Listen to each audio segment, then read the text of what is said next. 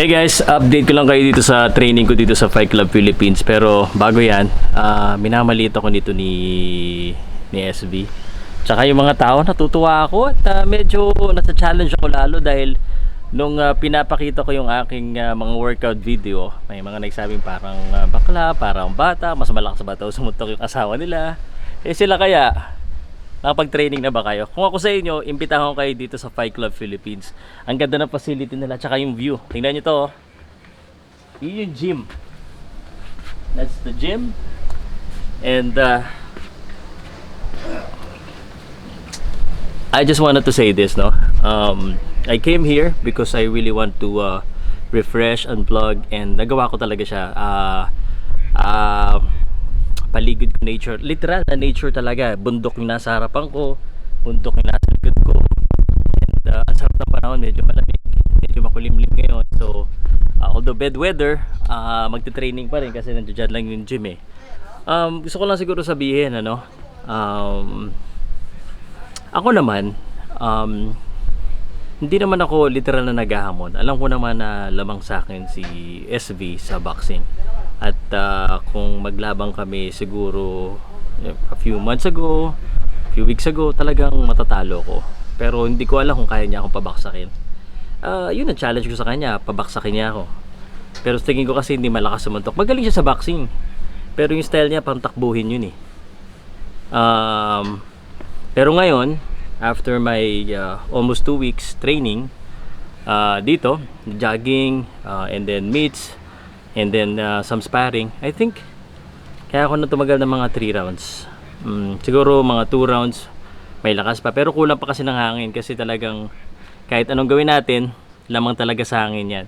Tsaka sa mga nagtatanong explain ko lang po sa inyo hindi na po ako bata, mukhang bata lang, pero I'm 42 years old.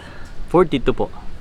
So don't expect me, hindi ko naman kailangan talagang makipag suntukan kahit kanino, hindi ko naman kailangan makipag-away. Sa akin lang, I'm also doing this sa mga fans na gustong makita na matumahimik si SB, kumbaga. Kung sakaling ma-offeran tayo, tingnan natin. But I think I am ready. Pwede na. Hindi katulad dati talagang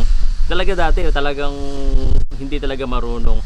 Sa akin po kasi, pag may nakita ko mga negatibo, ang style ko kasi every time there's negative, I really want to improve. I really want to do something about to myself.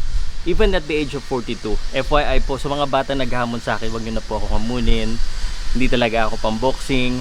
Mas magaling talaga ako sa commentator. Pero ilan ba yung mga commentator, vlogger na nagbo-boxing talaga? Ilan lang. Yung talagang nag-sparring, yung talagang may background boxing. Ilan lang naman kami.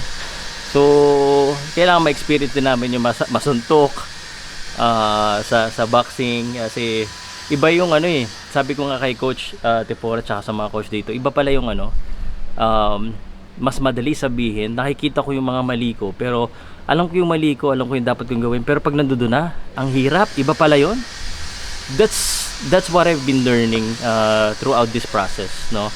And Fight Club Philippines dito, pag nag-camp ka dito, kasi pwede po mag-camp yung mga yung mga boxers eh. Reach out kayo sa akin, I'll help you if you wanna camp, if you have a big fight outside the country. And of course, yung mga normal na kagaya ko, mga 40s or mga young na gusto magpapayat, this is the best place kasi talagang hindi basta-basta papasukin ng mga tao dito, tayo-tayo lang nandito or kayo-kayo lang. And yung diet nyo kasabay, may restaurant kasi dito, so pwedeng sila na naghahanda ng pagkain, talagang full package. Parang katulad kay Albert, si Albert kasi nakasabay natin dito yung laban niya sa August 30. But sa akin lang guys, sa mga haters ko, sa mga followers ko, sa mga fans ko, sabi ko nga, keep on trying to push me, trying to make me better, because at the end of the day, it only helps me. Yung mga criticism na ko lahat yan, and that's why I want to work better. Gusto kong pakita sa inyo, I'm not gonna be a champion boxer, I'm not gonna be really good, but at least I will be able to do it.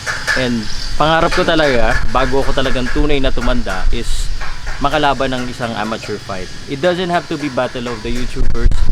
Marunong tayo mag-trust, marunong tayo mapagbalikan, kontrabida bida na nga to si SB sa buhay ko ngayon. So maganda na yung storyline eh. So tulungan nyo kami, tingnan natin, malay mo matuloy.